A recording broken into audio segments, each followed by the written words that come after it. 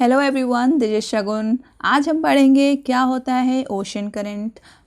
Previous classes में हमने waves देखी थी, टाइड्स देखा था, ओशन के वाटर के मूवमेंट को ही ओशन वाटर के मूवमेंट को 3 पार्ट्स में क्लासिफाई किया गया है, वेव्स, टाइड और करंट्स। आज हमने ओशन करंट्स देखना है, हमने वेव्स और टाइड्स देख लिए हैं। आज हम देखेंगे कि ओशन करंट क्या होता है।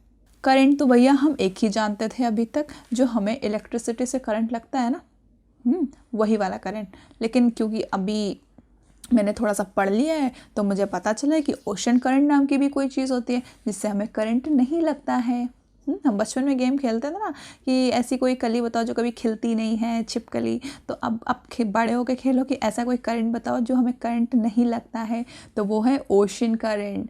अब जानते हैं क्या होता है ओशन करंट। बेटा ओशन करंट कुछ नहीं है, बस पानी का movement, flow of water, cold surface से हॉट सरफेस जाना, हॉट सरफेस से कोल्ड सरफेस मूव करना।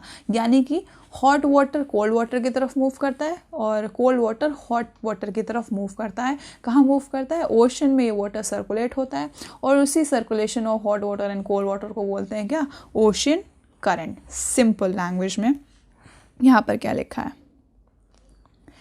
Ocean currents are streams of water flowing constantly on the ocean surface in a definite direction।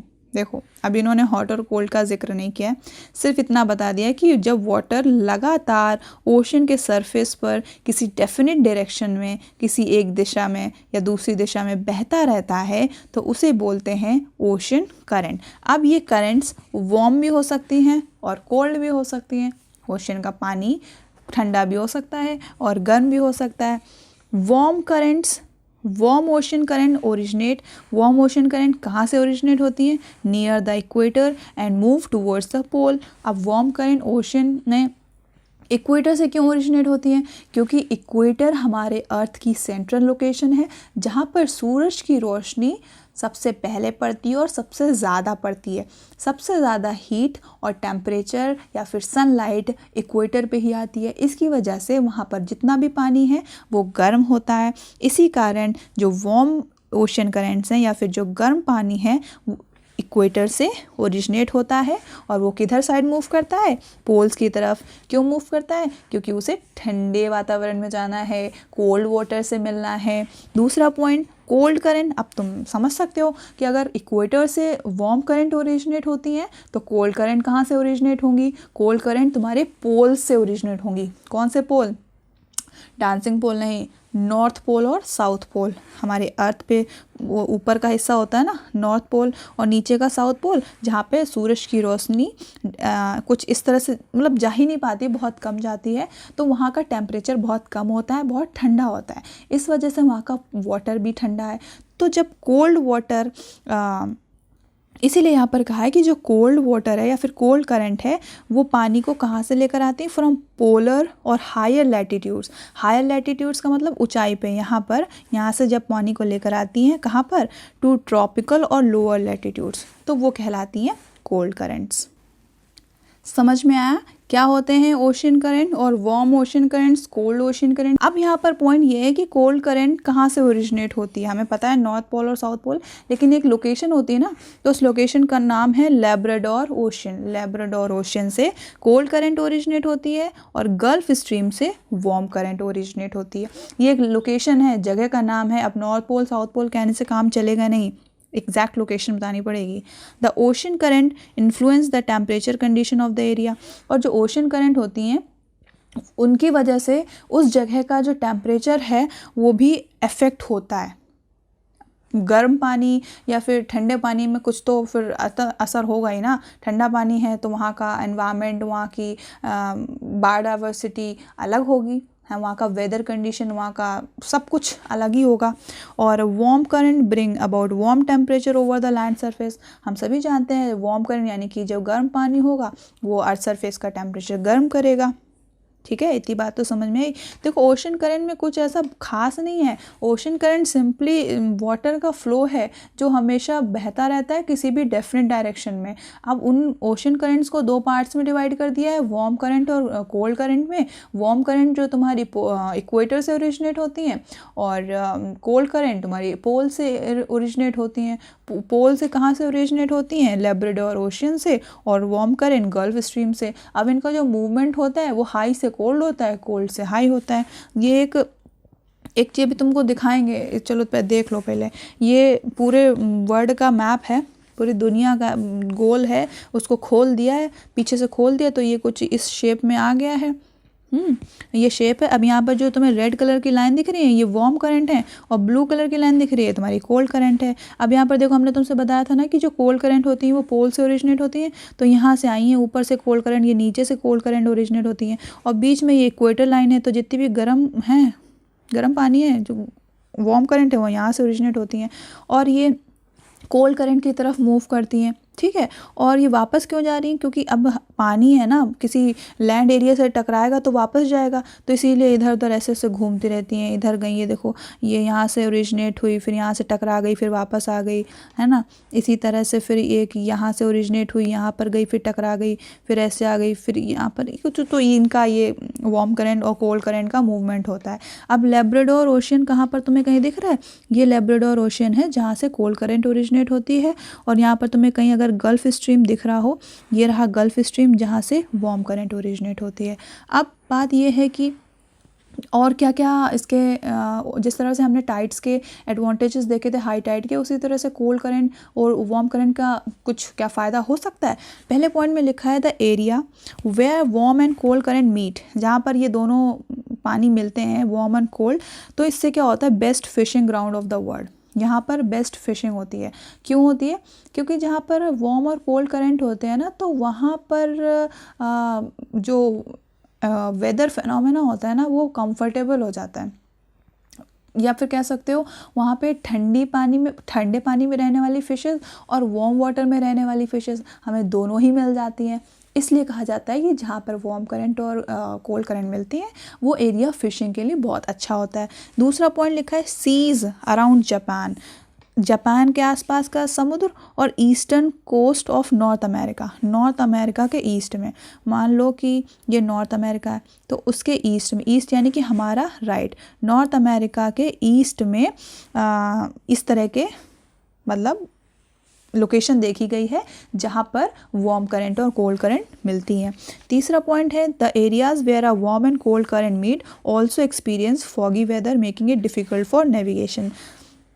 जहाँ पर वार्म और कोल्ड करंट, देखो जब warm current होती है तो फिर वाटर वेपर होगा, फॉग बनेगा, तो इसी के कारण क्या होता है कि फॉगी वेदर हो जाता है, तो नेविगेशन में प्रॉब्लम आती है। तो ये चीज़ें फैक्ट्स थी जो कि तुम्हारी ओशन करंट से रिलेटेड थी। मैंने तुम्हें बता दिया कि ओशन करंट्स क्या होते हैं। दो ओशन करंट को दो पार्ट्स में डिवाइड किया गया, किस में? वार्म और कोल्ड करंट में। और कोल्ड करंट कहाँ से ओरिजिनेट होती है, वार्म करंट कहाँ से ओरिजिनेट होती है, ये बता दिया, और मैप में तुम्हें दिखा दिया कि किस तरह से इनका मूवमेंट होता है। उम्मीद करते हैं ओशन करंट तुम्हें समझ में आ गया होगा। और अब बारी है क्वेश्चन आंसर की। ये तुम्हारे एनसीईआरटी बुक के क्वेश्चंस हैं। पहला क्वेश्चन है what is precipitation? You know very well, rainfall ही प्रेसिपिटेशन है। Precipitation is water released from cloud in the form of rain, freezing rain, और स्लीट, स्नो, और हेल का मतलब ओले। Second question is what is water cycle? Water cycle is a cyclic movement of water from the atmosphere to the earth and back to the atmosphere through various process। मतलब water cycle एक cyclic movement है water का, जो कि atmosphere से, water atmosphere में जाता है, फिर वापस से अर्थ में आ जाता है, फिर back to the atmosphere through various process होते हुए। कैसे? Collection, evaporation, condensation, then precipitation. तो ये प्रोसेस चलता है। This constant never ending circulation of water in nature, और ये कॉन्स्टेंट सर्कुलेशन चलता रहता है जिससे कि हमारे अर्थ में पानी की कभी कमी नहीं होती है, और यही होता है क्या? Water cycle. Third question is what are the factors affecting the height of the waves? Waves की हाइट को बढ़ने के क्या क्या फैक्टर्स होते हैं? 3 फैक्टर्स, अर्थक्वेक, वॉल्केनिक इरप्शन, और अंडर वाटर लैंडस्लाइड्स। ये जब अर्थ में इस तरह की एक्टिविटीज़ होती हैं तो पानी में पानी शांत पानी होता है, अगर पानी को छेड़ोगे तो फिर डिज़ास्टर होगा, मतलब डिस्ट्रैक्शन होगा। वॉल्केनिक, ये 3 पॉइंट्स आता है ना, volcanic eruption, under water landslide की वजह से ही सुनामी आया था 2004 में, याद रखना, और अर्थक्वेक। ठीक, नेक्स्ट बढ़ते हैं अगले सवाल की तरफ। Which factor affect the movement of ocean water? तो ये 4 फैक्टर हैं जो ओशन वाटर के मूवमेंट को अफेक्ट करते हैं। क्या क्या है? Temperature, gravitational pull of sun and moon, warm and cold current और विंड। कहने का मतलब ये था कि ओशन का पानी जो मूव कर रहा है उसके क्या क्या रीज़न हो सकते हैं। टेम्परेचर बढ़ता है, मूव, अब टेम्परेचर कारण कैसे? पानी की वेपर के फॉर्म में ऊपर जा रहा है ना, हाँ। दूसरा, ग्रेविटेशनल पुल के कारण हाई टाइड और लो टाइड आते हैं। वार्म एंड कोल्ड करंट, जब वाटर मूव करता है, ओशन करंट्स मूव करती है। उसके बाद विंड, हवा के थ्रू वेव्स, जब विंड चलती है तो वेव्स का मूवमेंट होता है, जितनी तेज़ हवा चलेगी उतनी हाई वेव्स आएंगी। तो ये 4 फैक्टर्स। आखिरी सवाल है, what are the tides and how are they caused? Tides क्या होते हैं और वो क्यों बनते हैं? The rhythmic rise and fall of ocean water twice in a day is called tide, and tides are caused by gravitational force extend by the sun and the moon on the earth surface. Alright, अब बात करते हैं क्या है next question, what are ocean currents? Ocean currents क्या होती हैं? The stream of water flowing constantly on the ocean surface in a definite direction are called ocean currents. The ocean current may be warm और cold. Next, give reasons. पहला, ocean water is salty. तो मैं इसको detail में बताना है कि ocean water is salty, इसके बारे में थोड़ा सा 1-2 पॉइंट्स लिखना है। क्यों सॉल्टी है? Because it contain large amount of salt dissolved in it. The salt present in the ocean water is mostly sodium chloride or the common salt that we consume. Next question is, the quality of water is deteriorating. मतलब जो water की quality है वो डिटेरियोटिंग क्यों है, मतलब use करने लायक क्यों नहीं है? तो water quality is deteriorating because of the pesticide, toxic and the hazardous waste, litter and rubbish, decayed or organic material and chemicals. फिर बात करते हैं टिक द करेक्ट आंसर। पहला, the process by which water continually changes it's form and circulates between ocean, atmosphere and land. वो process कौन सा है जिसके कारण ये वाटर कंटिन्यूसली चेंज होता है? पहले एटमॉस्फेयर फिर लैंड, मतलब ओशन से एटमॉस्फेयर फिर लैंड, ये वाटर साइकिल चलती रहती है। तो ये इसका करेक्ट ऑप्शन है, water cycle. Generally the warm ocean current originate near, गर्म पानी, करंट पानी है यहाँ पर यार। वार्म ओशन करंट कहाँ से ओरिजिनेट होती है? इक्वेटर से। अगर पूछा जाता है कोल्ड ओशन करंट तो कोल्ड ओशन करंट्स तो वो पोल से ओरिजिनेट होती हैं। Third, the rhythmic rise and fall of water, ये तो टाइड होता है, सब जानते हो, एक्सपर्ट हो गए हो अब। मैच ऑफ द फॉलोइंग, ये देखो इसमें मैच करने लायक कुछ नहीं है, सब सामने सामने लिखा है।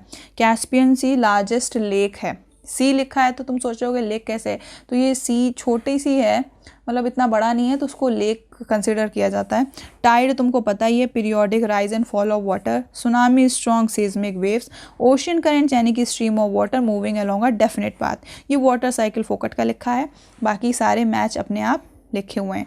तो ये चैप्टर अब हो गया है फिनिश, और I hope you guys understand about the activities performed by water, in which we learn about water cycle, waves, tides, ocean currents.